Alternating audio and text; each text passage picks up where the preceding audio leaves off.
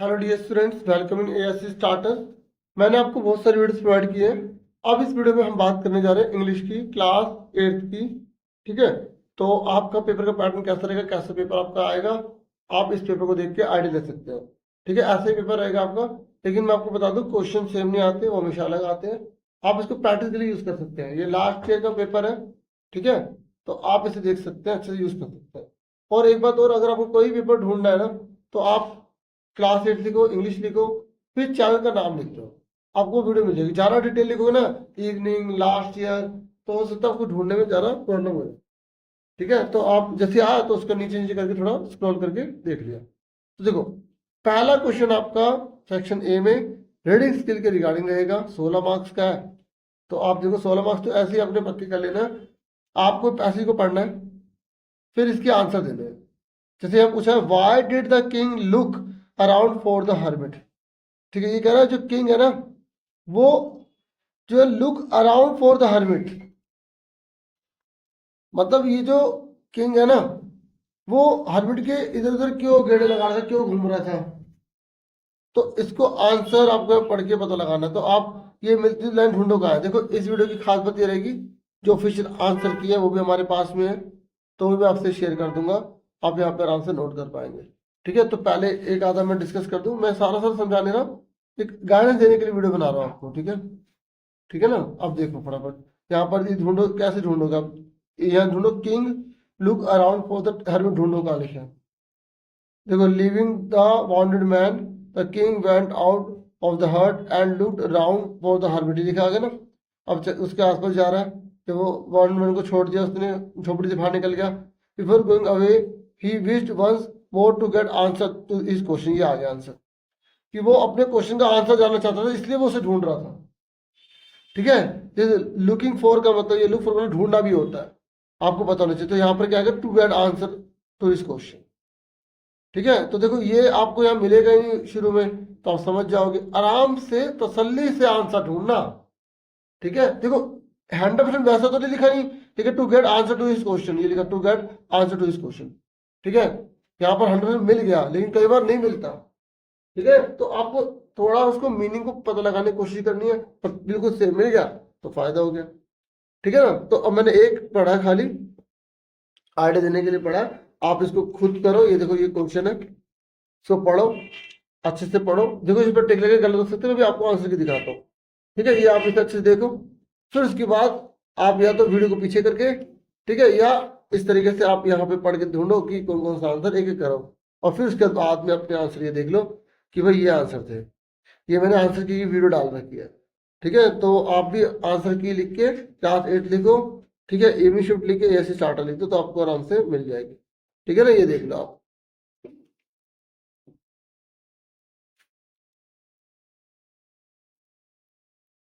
ठीक है, ये देखो सारा हो गया। उसके बाद यहाँ पर देखो, ये लिखा ना, विज्ड का सेम मीनिंग क्या था, तो ये पूछ रहा था, डिजायर्ड आएगा।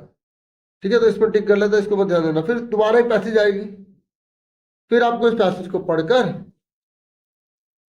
इन प्रश्नों के आंसर देने हैं। समझे मेरी बात। तो इन प्रश्नों के आंसर यहाँ पर आप दे सकते हैं। ये आंसर है।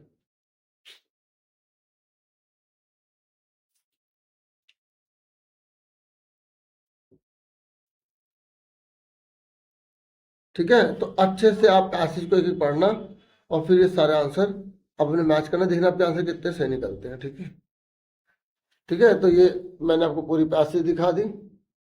ठीक है, उसके बाद आपको आंसर बिल्कुल आराम से दिखाया मैंने, समझ में आ गया। आप खुद ट्राई करोगे तभी आपको बेनिफिट मिलेगा।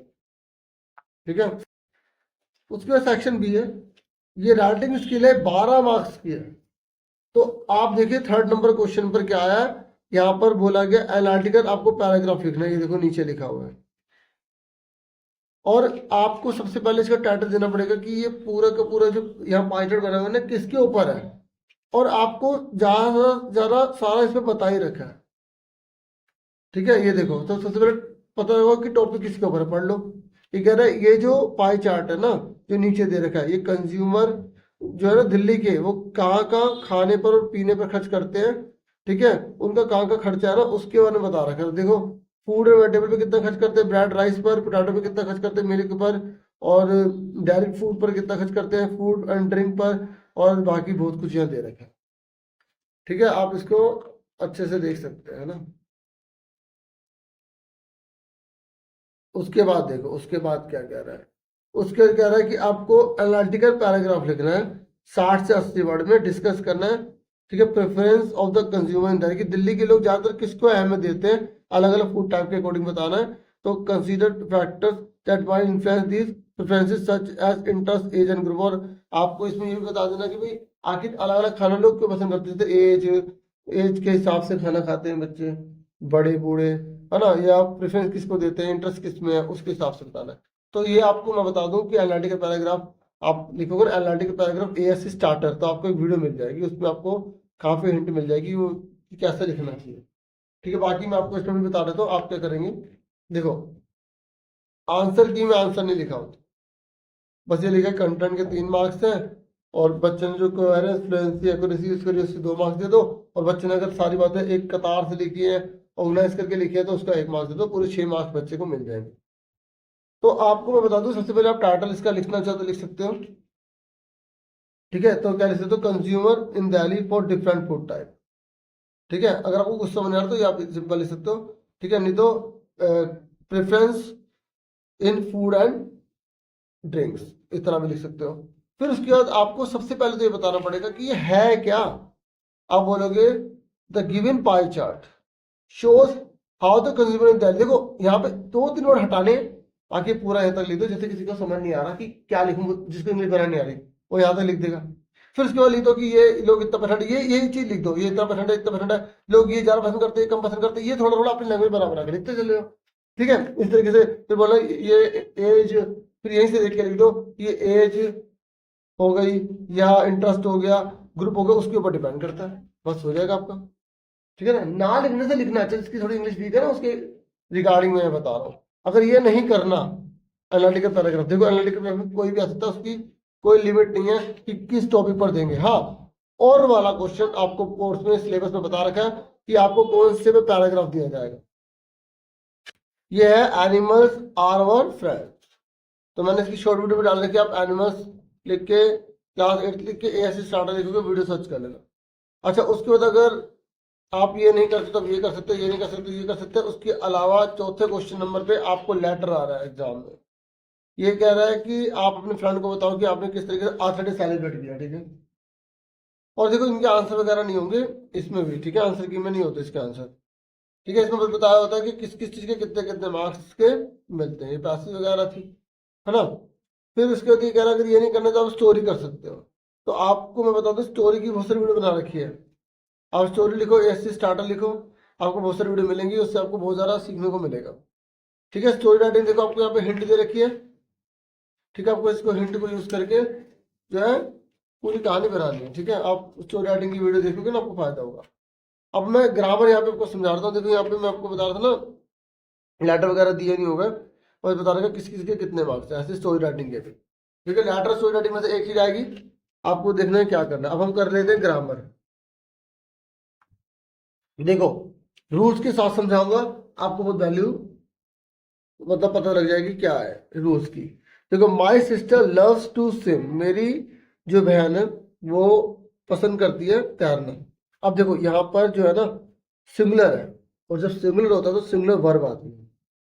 ठीक है, और डैश फॉर स्विमिंग, देखो यहाँ पर टू स्विम आ गया, और डैश फॉर स्विमिंग एवरीडे, और ये रोजाना बात हो रही है।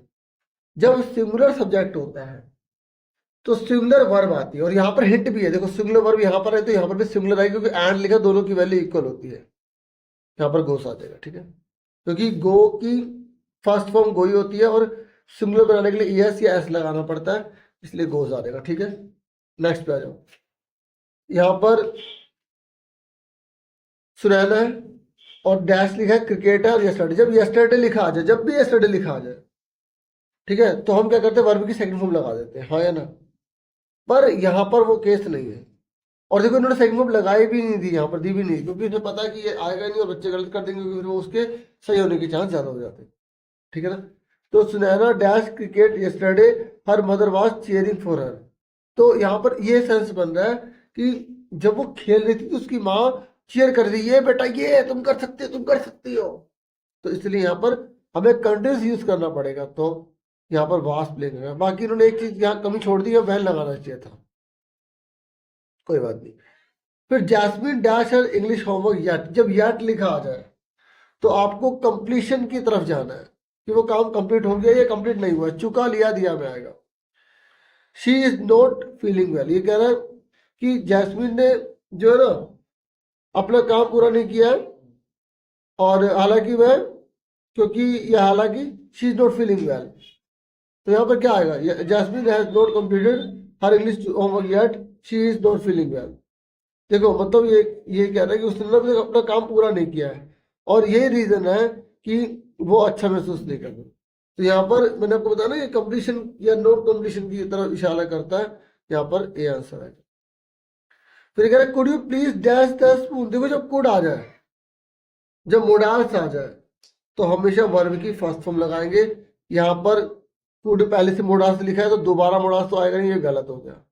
आप काटने वाले तरीके से भी कर सकते हो, ठीक है। यहाँ पर पासिव लिखा है, ये भी नहीं आ सकता क्योंकि यू लिखा है। अगर प्लूरल है तो प्लूरल वर्ब आएगी, ठीक है। ये सेकंड फॉर्म लगी, ये भी गलत, तो बचा क्या ये आगे। तो आप काटने वाले तरीके से भी जो है क्वेश्चन कर सकते हो। फिर नेक्स्ट है my mother dash very good south Indian food. तो यहाँ पे सिंगुलर है, और रोजाना की बात है, फिर रोज ही बनाएगी उसकी मम्मी खाना, ठीक है। तो जो नेचुरली डेली एवरीडे इस तरीके के सेंटेंस पाए जाते हो, वर्ब की फर्स्ट फॉर्म का यूज किया जाता है, आपको याद रखना है। अब आपको बस ये भी याद रखना है कि अगर वर्ब सिंगुलर है, सॉरी, अगर सब्जेक्ट सिंगुलर है तो वर्ब भी सिंगुलर आएगी, ठीक है। तो सब्जेक्ट सिंगुलर है तो वर्ब सिंगुलर आएगी। यहाँ देखो, यहाँ पे कुक लगा दी, ये गलत हो गया। यहाँ पे कुकिंग लगा दी, ये भी गलत हो गया, क्योंकि आईएनजी तो इज एम आर या पैसिव फॉर्म इस तरीके से सेंटेंस होते हैं, उसको ध्यान में रख कर करे जाते हैं। तो यहाँ तो आ नहीं सकता, ये भी नहीं आ सकता, इसके साथ एस लगता ही नहीं, आईएनजी लगता है, ये गलत है। तो बचा क्या हमारा, कुक्स बचा। और मैंने आपको रीजन बता दिया कि अगर सब्जेक्ट सिंगुलर है तो वर्ब भी सिंगुलर कुक्स आएगा, ठीक। क्लियर हो गया आपको, समझ में आ गया, कंसेप्ट पता है तो आप आराम से कर सकते हैं। फिर उसके बाद नेक्स्ट क्वेश्चन है, यहाँ से थोड़ा कटिंग हो गई है। तो यहाँ पर आपको प्रपोजिशन भरनी है, क्या भरनी है, प्रपोजिशन। तो देखो ये कह रहा है this shop does not have the cloth I was looking for. देखो पता है ये ना सेंटेंस का मीनिंग ही बन गया। ये कह रहा है इस शॉप में वो कपड़े नहीं है जो मैं ढूंढ रहा हूँ। लुकिंग फॉर का मतलब होता है ढूंढना। तो ये आपको प्रपोजिशन इस सेंटेंस के हिसाब से भरनी है। लुकिंग अब तो होगा नहीं, ठीक है। लुकिंग फॉर मतलब होता है ढूंढना, ठीक है। तो सेंटेंस का मीनिंग पता होगा तभी आप कर पाओगे। नेक्स्ट है the supervisor divided the work dash all the worker. देखो जब दो से ज्यादा जनों में बांटा जाता है ना, तो वहां पे एमंग लगाते हैं, बिटवीन तो लग ही नहीं सकता, क्योंकि देखो यहाँ वर्कर्स लिखा है, ऑल द वर्कर्स लिखा है, और हिंट मिल गई, सभी वर्कर्स की बारे में बात कर रहे हैं, तो क्या लगाएंगे, एमंग लगाएंगे। फिर देखिए नेक्स्ट है, कह रहा समय did not fair well dash his examination. मतलब ये जो समय है ना, ये अच्छे से नहीं कर पाया अपने एग्जाम में, तो मैं यहाँ पर आएगा इन एग्जामिनेशन। और एट ना छोटी जगह या जहाँ पर कम साउंड लगानी पड़े वहां पर यूज होता है। The scientist looked the microscope. तो यहाँ पर आपको बताना है क्या आएगा, द साइंटिस्ट लुक्ड, मतलब वैज्ञानिकों ने देखा, कि माइक्रोस्कोप से देखा, तो क्या आएगा, थ्रू आएगा या एक्रॉस आएगा। देखो उसके माध्यम से देखा ना, या इन आएगा, तो ये थ्रू, माध्यम से देखा, तो यहाँ थ्रू आएगा, थ्रू आएगा मतलब फर्स्ट फॉर्म।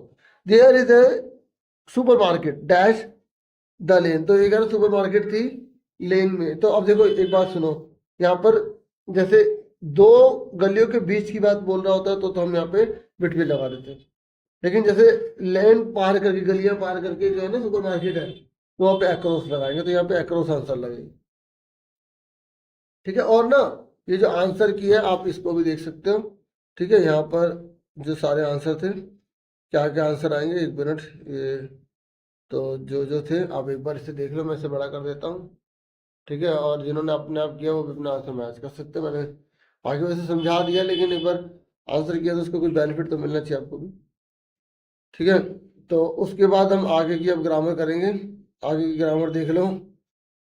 तो यहाँ पर क्या कह रहा है, आपको मोडास जो है ना, यहाँ पे मॉडल वर्ब भरनी है या मोडास का यूज करना है। तो my father dash scold me if I don't go back on time, जब डांटते हैं किसी को, ठीक है, या हम डिटर्मिनेशन की बात करते हैं, ठीक है, जो पक्का करना है, तो वो विल से यूज होता है। तो मेरे पापा मुझे डांटेंगे अगर I don't go back on time, अगर मैं टाइम पर नहीं जाता। एक बात और बताओ राज की बात, ये आपको सेंटेंस में भी काम आएगा। जब इफ लग रहा है ना, तो इफ के एक पार्ट में वर्ब की फर्स्ट फॉर्म यूज होती है और उसके दूसरे पार्ट में शैल या विल का यूज होता है सेंटेंस में जो हम बनाते हैं। The child dash be taken to the hospital, तो क्या आएगा? अब देखो बच्चे को हॉस्पिटल ले जाना है, ले जा सकते हैं, ले जाना चाहिए भाई। अच्छा बच्चा बीमार है तो ये एक बहुत जरूरी काम हो गया ना। मस्त वहां लगाते हैं जहाँ कानून की बात आ जाए, जहाँ सजा की बात आ जाए, जहाँ जब बहुत बड़े नुकसान की बात आ जाए, वहां पे हम मस्ट का प्रयोग करते हैं। तो यहाँ पर क्या लगाएंगे? मस्ट लगाएंगे, क्योंकि अगर बच्चे को हॉस्पिटल लेके निकले तो हो सकता है बच्चे के साथ कुछ भी हो जाए। फिर कह रहे I dash visit the local grocery store soon, मैं जाऊंगा, जल्दी जाऊंगा, तो सून आ गया, तो सकता हूं नहीं, सून लिखा आ गया, इसकी वजह से सेंटेंस बदल जाएगा, शैल आएगा। वैसे आई के साथ मोडास में यूज करें, शैल लगाते नहीं है, लेकिन सेंटेंस में दे रखा तो क्या करें, विल लगाना चाहिए, ज्यादा अच्छा होता। तो dash show me the road to the supermarket, तो मतलब जैसे सुपर मार्केट का रास्ता दिखा सकते हैं हम, तो जैसे हम ऐसे कैसे प्रार्थना वगैरह करते हैं तो हम ये कुड लगाते हैं, ठीक है। उसके बाद देखो 8 नंबर की ग्रामर क्या है, पता है क्या? एडिटिंग ओमिशन है, एरर है। इसमें क्या करना होता है, पूरी लाइन में एक गलती होती है, उसमें हम ठीक करके लिखना होता है, ठीक है। तो आप अच्छे से देख लो, पेपर का पैटर्न ऐसे ही रहने वाला है, और थोड़ा बहुत ग्रामर में अलग आ भी जाता है, कई बार नहीं भी सेम आती ग्रामर, ऊपर नीचे हो जाती है, कुछ चीज चेंज कर दी जाती है, जो आपके सिलेबस में लिखे बस वो सारी ग्रामर आपको करनी है। तो उसमें ये लिखा है, तो अगर इसलिए तो पिछले साल के पेपर करवा रहा हूँ।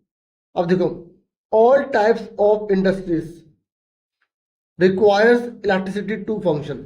अगर जिस बच्चे को ये पता है कि अगर यहाँ पे सब्जेक्ट प्लूरल है, बहुत सारी इंडस्ट्री की बात हो रही है, तो वर्ब भी क्या लगेगी? प्लूरल लगेगी। आप में तो डीपली नहीं आएगी एडिटिंग, बहुत सिंपल आएगी। तो यार रिक्वायर्स का क्या हो जाएगा? रिक्वायर आएगा, REQUIRE। ठीक है, electricity is the backbone for modern society, ठीक है। तो देखो electricity is the backbone of आएगा, मतलब इलेक्ट्रिसिटी जो है ना, आज के शहरों की या सोसाइटी की अगर हम बात करें, वो रीढ़ की हड्डी है, तो फोर ने के लिए नहीं आएगा, ऑफ आएगा। Our life must go back to the primitive age without electricity, तो हमारी जो लाइफ है ना, वो मस्ट को नहीं, विल गो, पीछे चली जाएगी। तो यहाँ पर मोडास सही करना था, ठीक है। उसके बाद there is the need for rational use of electricity as it is largely produced from non-renewable sources like coal and water। तो यहाँ पर हमको पता लगाना है क्या गलती होगी, तो हम देखते हैं, इसे अच्छे से देखते हैं।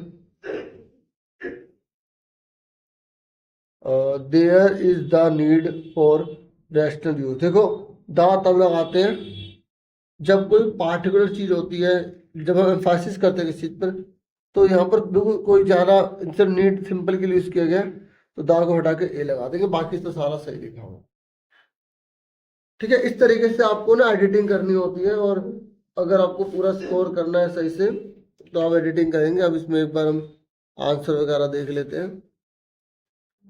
तो देखो ये विल मस्ट लगाया था हमने, ये मॉडल्स के सारे आंसर ही है। तो मैंने कहा ग्रामर, अगर जब पेपर समझा रहा हूँ ग्रामर नहीं समझाऊँ तो फिर क्या फायदा वीडियो का। अब आगे देख लो और कैसे, देखो ग्रामर के लिए आपको प्रैक्टिस करनी पड़ेगी, जिनको थोड़ी बहुत दिक्कत लग रही है, तो ठीक है ना। तो आप फटाफट यहाँ पर आ जाओ, देखो फिर आपके एग्जाम में ये जो है पेपर बुक में से आपका जो है ना पैसेज आएगा, अगर आपने चैप्टर पढ़ रखा है, एक एक वर्ड मीनिंग कर रखा है, तो आप अच्छा स्कोर कर लोगे, ठीक है। मैं आपको पहले क्वेश्चन पेपर दिखा देता हूँ, फिर उसके बाद मैं इसके आंसर दिखाता हूँ। देखो ये पैसेज है, फिर ये इसके आंसर यहाँ पर आप देख सकते हो, ठीक है। अभी है ना थोड़ा सा छोटा बड़ा बच्चे कह रहे थे कि सर साफ दिखाई नहीं दे रहा था जब वीडियो से दिखा रहे थे, तो आप पुरानी वीडियो जो है ना आंसर की लिखोगे ना, ये ना कई बार मिलती नहीं है ना, इसलिए मैंने कहा एक ही वीडियो में सारा दिखा दूँ, फिर आप अलग अलग परेशान हो, ठीक है। अगर स्पीड तेज लगे ना, धीरे कर लेना, ठीक है। एक बार पहले सारे क्वेश्चन आंसर इसमें दिखा रहा था ना, फिर आप आगे पीछे करते रहना, ठीक है ना। ये देखो, और तो कितनी आगे एकदम ही कर दिया मैंने, है ना, ये पहले किया ना। चलो, तो ये 10वां देख रहा हूँ, ये पैसेज है, स्टेंजा आपकी है ना, तो स्टेंजा पढ़ के आपको इसके आंसर देने हैं। तो स्टेंजा वाला मैं एक बार आपको दिखा देता हूँ फटाफट, अगर रोक सकूँ तो। ये रुकते भी नहीं है ना, एक तो टाइम ले लेती है, 1 मिनट रुको, ठीक है ना। बाकी जो बच्चा जैसे पढ़ रहा है पढ़ ले, थोड़ा सा आगे करना, 1 मिनट लगेगा जरा, मैं इसको ठिकाने लगाऊँ सही से। हाँ हो गया, ये फटाफट करना पड़ेगा, ये 1 2 3, ठीक है रुक गया, ठीक है ना, ये देखो फटाफट मिल गया, ठीक है चलो देख लिया आपने। अब ये है कि मैं बता देता थोड़ा सा, अब ये ठीक है, ये सारे क्वेश्चन के आंसर मैंने आपको दिखा दिए। देखो अच्छे से प्रैक्टिस करना, इतनी मेहनत करके वीडियो बनाता हूँ आपके लिए, अगर आप अच्छे से नहीं पढ़ोगे तो फिर गलत बात होगी, ठीक है ना। मुझे सबकी अच्छी परसेंटेज चाहिए, और जब रिजल्ट आएगा आप सबके नंबर चाहिए मुझे, कि कितने कितने नंबर हैं आपके, अच्छे अच्छे कमेंट चाहिए कि सर मेरे इतने नंबर आए, मेरे इतने हैं, ठीक है ना भाई। तो वही खूब मेहनत करके पढ़ो। ये क्वेश्चन से सारे कर ला करो, पता है क्यों? क्योंकि ये बहुत बार रिपीट हो जाते हैं पिछले साल के पेपर के, मैंने देखा ना, 2 2 3 साल के पेपर सारे क्वेश्चन वही वही रिपीट हो रहे हैं, मॉर्निंग वाले इवनिंग में दे रहे थे, अगले साल इवनिंग वाले मॉर्निंग में दे रहे थे, ठीक है। तो अब ये मत शिकायत करना कि सर मॉर्निंग इवनिंग के क्वेश्चन का है, पुरानी वीडियो देख लें, थोड़ा आप भी सपोर्ट करना, ठीक है। अब थोड़ा बड़ा करके मैं इसके सारा, देखो क्वेश्चन तो मैंने दिखा दिए ना आपको, ठीक है ना। तो अब इसके आंसर जो है मैं आपको दिखा देता हूँ। पहले एक बार ना क्वेश्चन ये देख लो, ये सारे क्वेश्चन है, देखो एक बार बताऊँ, इसमें ना 4 बोले थे इसमें, ठीक है, 5 में से आपको 4 करने थे, ठीक है। तो अब इसके आंसर देखो, ठीक है, ये आंसर आराम से आप नोट कर लो, ठीक है, ये सारे के सारे आंसर है, ठीक है। और अच्छे से इन सबकी प्रैक्टिस आप कर लेना,